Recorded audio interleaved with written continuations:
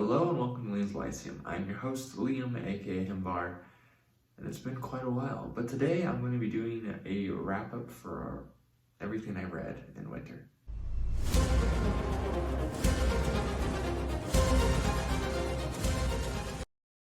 Okay, so it's been a while, really, since the new year. I haven't filmed anything, though I had a few things come out at the beginning of the year. And I've been doing reviews and a couple poetry videos as well. And I did do one tag, but I haven't put it up, and I think I'll probably refilm it in the end. If you've been watching my channel for a while, you know that I used to do a wrap-up and a TBR video in the same time. I'd say the books I read in the previous month or the month that just ended, and I'd say the books I was planning on and the books I was maybe hoping to read in the next month. And I did one for November and December, but then I haven't filmed, essentially since the very end of December, and so I never filmed what I read in December, and now it's the end of February.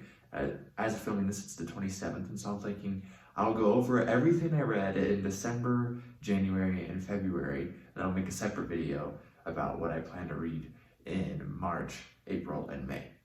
I read about a total of 21 books in that time, which is actually okay for me. I mean, considering how busy I was, that's actually pretty decent. Now, most of them are rather short, and this is a big chunk of them, but I will go over all the books I read, and I'll try to do it in order. So if you remember, I had a review come out for this in early December, and this is one of the things that was on my TBR for December, and that was Nine Princes in Amber by Roger Zelazny, which is the first of the Chronicles of Amber.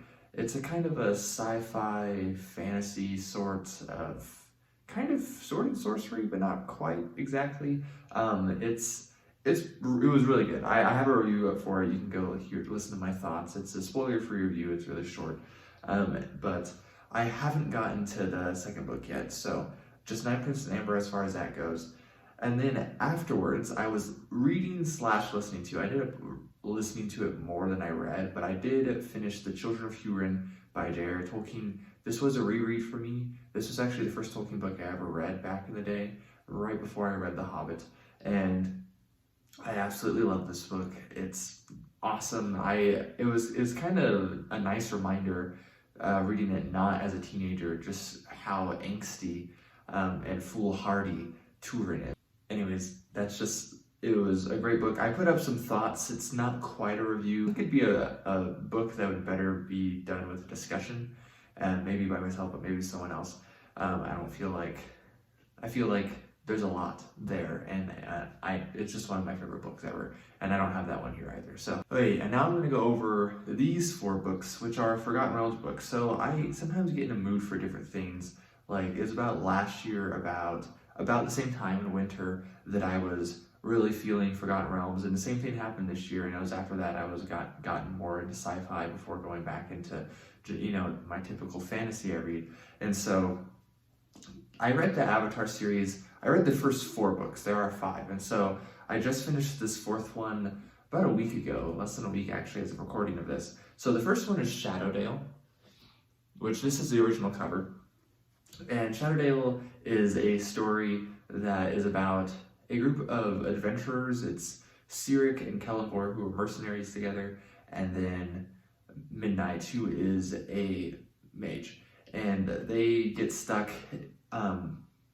together as the arrival happens, which is the start of the time of troubles, which is to say that the gods get cast down, and then they have to live in the mortal realm, and they have to live as mortals, meaning they can die. So there's a lot of stuff that goes on in the series. It continued with Tantras, which I thought was even better than Shadowdale. Shadowdale was okay. It wasn't anything great. It wasn't really bad. And then Waterdeep was even better. Now, these are under the pen name Richard Ollinson, and all these reviews should be out now. There's first 3 actually. This 4th one, Prince of Lies, will be out after this video comes out. It was originally a trilogy, so Shadowdale, Tantras, and Waterdeep, under the pen name Richard Ollinson. The first 2 were written by Scott Sanson, the 3rd one by Troy Denning, and then Prince of Lies came out 4 years later than these 3, and it was by James Lowder. Prince of Lies is by far the best. You can call it the 4th book in the Avatar series, but in some ways it's really just a sequel to the Avatar trilogy.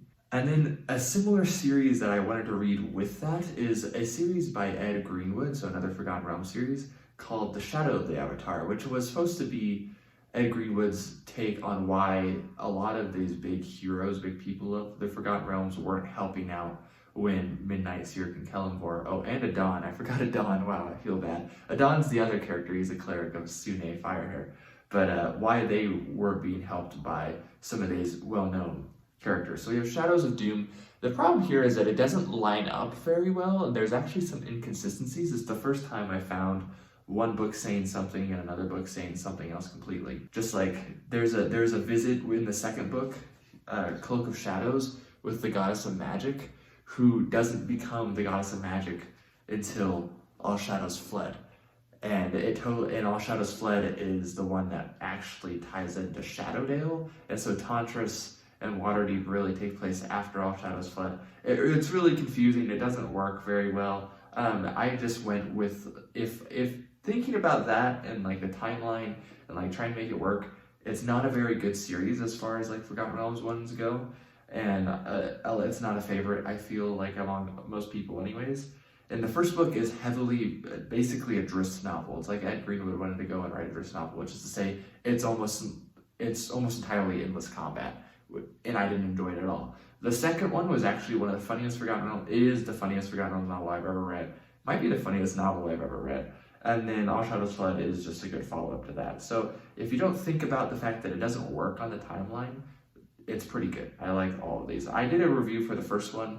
Thinking about it, I decided not to do a review for Cloak of Shadows or All Shadows Fled, but I do need to make more. I need to finish up my posts these for my blog, because I blog about the Forgotten Realms, if you're unaware. And then one I don't have here, another Forgotten Realms novel, I think it's the last Forgotten Realms novel on this list, was Elminster Myth Draenor, which I did do a review for again a while ago. It's a sequel to Elminster the Making of Mage, which is the origin story of the Merlin or Gandalf of the Forgotten Realms. I really enjoyed this one, not as much as the first one, but it's quite interesting. Ed Greenwood, I feel like, does a really good job, especially with these stories that take place before the main Forgotten Realms stuff. Like this Elminster Myth Draenor is still 1,000 years before most of the Forgotten Realms material, and I thought it was really good. It was not how I expected it would go, and it was very touching. There's just something about those early Elminster novels that's just, I don't know, it just speaks to me for some reason. I'm gonna have a review for that. And then I found out that the Merlin BBC TV show had books for it by episode for the first couple seasons at least. Now these are written just like the show is sort of for families, the books are for a younger audience. So I got the first one, The Dragon's Call, which is essentially the first episode of Merlin, and then I did a little short review for it. It was fun. I mean, it was essentially the script, you know, with some more descriptions, a few more additions, but not much. But it was probably something that you might enjoy if you enjoyed the Merlin TV show. And then right after that, right at the new year when I was moving, I won an audiobook and a giveaway for Paladin Unbound, which is a book by Jeff Spate, I believe is his name. And then it's either indie published or self-published, I'm not quite sure, but it's the first book. It's rather short. It's actually really good, and it's kind of like a D&D based book, and I was in a big D&D mood. It's good. I have a review for it as well. I don't think I'll be able to link all my reviews because, you know, you're limited on your cards, but I might put it down in the description. And then I listened to the first Horus Heresy Warhammer book, which is a Warhammer 40k, technically Warhammer 30k, as it's kind of a setup to the Warhammer 40k universe, so 10,000 years before that. And it was Horus Rising. I really, really enjoyed this. I've been meaning to get to the second one, actually. I have the audiobooks of the first several from a Humble Bundle thing that was going on, and so I really need to get back into it. But I really enjoyed it. It was not what I was expecting. This is my first experience with Warhammer. I have been wanting to try also some of the Warhammer fantasy novels, specifically ones written by Nathan Long, and probably the ones, because he took over a series, so probably the ones in that same series before he took it over. But anyways, Horus Rising was good. Again, I have a review up for that. Okay, and then I'm going to quickly go over these books that I read. These are essentially non-fiction for the most part. And so I read these, and these also have to do with like world topics. So not normally what I read, but really easy reads in all accounts, essentially. So we have Refugee, which is a story that takes refugees from multiple crises and kind of ties them together. This one is fiction, but it's historical fiction. And relatively recent. So you have someone who is a Jew, goes on board the St. Louis, I believe, and he's a Jew in Germany during World War II, right? And then we have someone who is affected by the Syrian Civil War, which is still going on, and we also have a character that is one of the people fleeing Cuba in the 90s. And it was pretty good. It was actually really good. It made me cry a couple times, but I'm a crybaby. So along those lines, we also have Stolen Voices, which are diaries from kids from during wartime, essentially. And so from World War I to Iraq, I would say most of these were really touching. A few were just not that interesting, but I mean, they were all heartbreaking though. I cried a lot during this too, and but it was really good. If you like wartime stuff like that, especially like getting a peek into the lives, especially of younger people. Almost all these people were either like 20 was probably about the oldest or so. And so it was interesting seeing the different perspectives that these different people had throughout the world and throughout time. But the general perspective was that war sucks.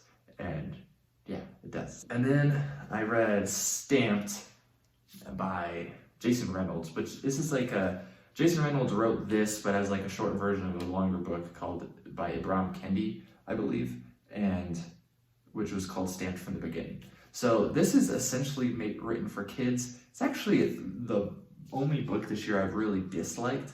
It's about racism, and it has some good points, like racism is bad and stuff like that. But for the most part, it's really, the narrative is very much like laser focused. It labels a lot of things I don't feel like it should. It doesn't give you a full picture. It says it's not a history book, but it is, and it's not a good one. So I wouldn't really recommend it to anyone. It has some inaccuracies in it, and considering it is a history book, regardless if it says it is or not, it just told me essentially that it couldn't be trusted, because there was several things in here that were just not accurate. They were just, in some cases, just wrong. And I realized that maybe you could argue about it, but the fact that the author took it as like, this is fact, and didn't want you to question it at all, when it's very, very questionable in some cases, and really ridiculous in other cases. So I would not recommend this. I'm actually considering getting rid of it because I just don't feel like it does a very good job on the topic of racism. So if you have any books, suggestions that do, I don't really read stuff about that like almost ever, but that was a book that really disappointed me, mostly because, like I said, it gets some things wrong, and I don't feel like I should be reading a history book that can't even get the facts straight. And similarly, we have a memoir by Immaculée Ilabagiza. I don't know how to say her last name, sorry, left to tell. This is about the Rwandan genocide. This one is also really touching. Interestingly, it was the most hopeful of those 4 books, considering the fact that it's about genocide. I found that kind of surprising. It's very Christian. Immaculée has a lot of faith in Christ, and it's very, very interesting, very, very heartwarming, to be honest. It's kind of harsh, the reality of it, but it was really good.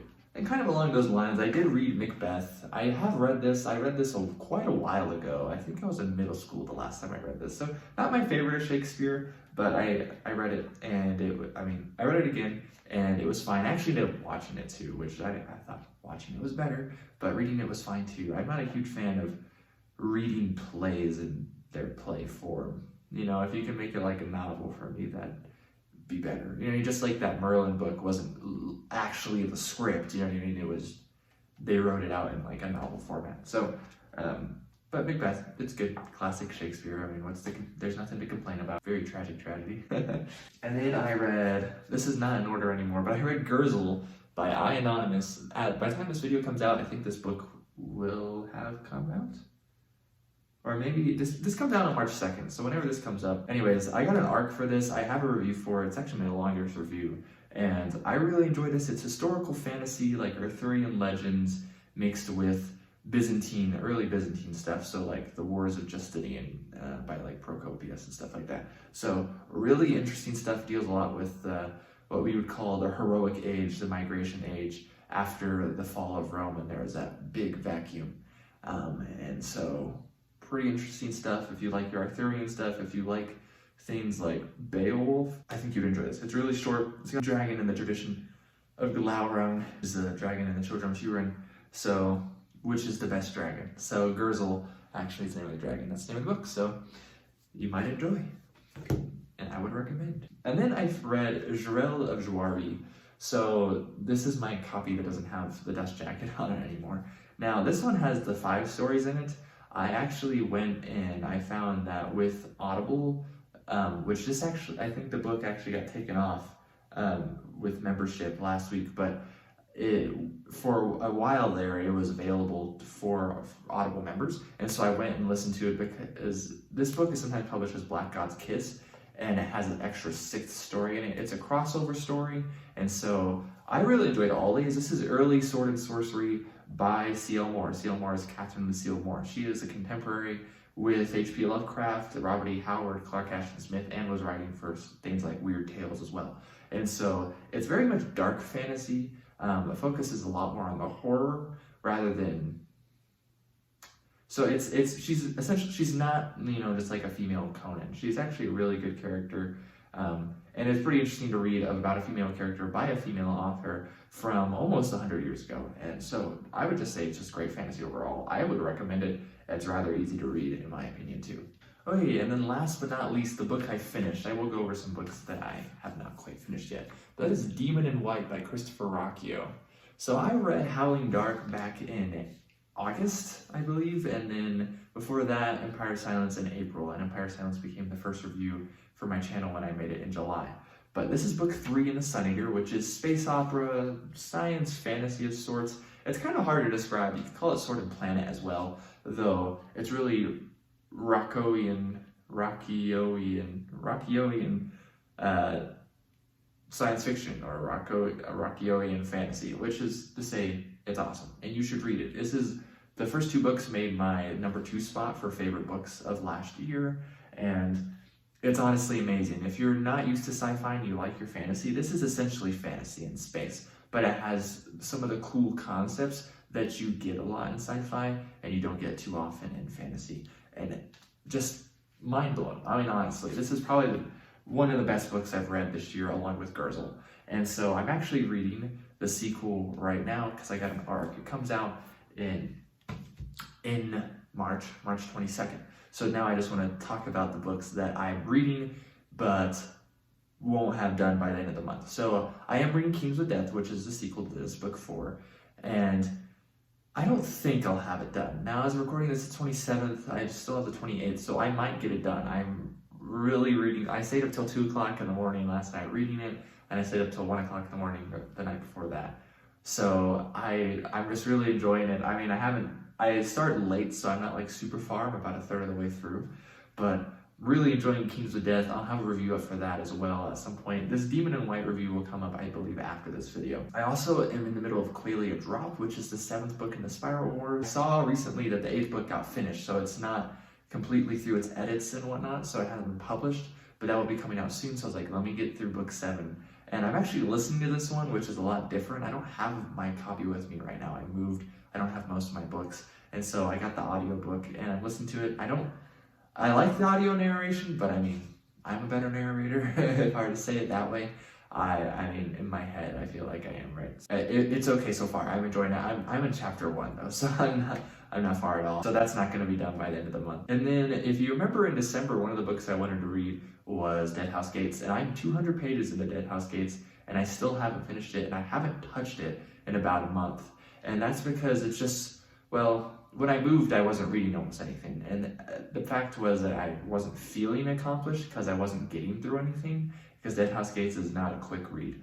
I'm really, really enjoying it. I just hope that I'll pick it back up sooner rather than later so I can finish it and I won't be sitting at 200 pages, for several months.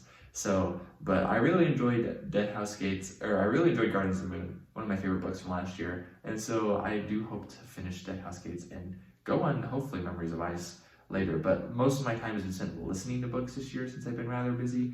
And so I don't want to listen to Malazan because I don't feel like that'd be very productive, to be honest. And I'm also in the middle of The Sword of the Lictor, which is another book I wanted to read in December, and another book I wanted to read in January since I didn't read in December. I'm about 50 or so pages in. It's not too long anyhow.